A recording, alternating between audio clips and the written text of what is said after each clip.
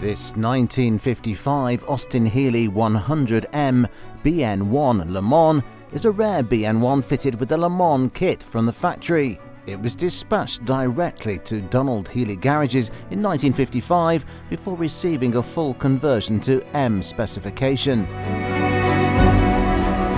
It has period race history in the US and was repatriated to the UK as early as 1958.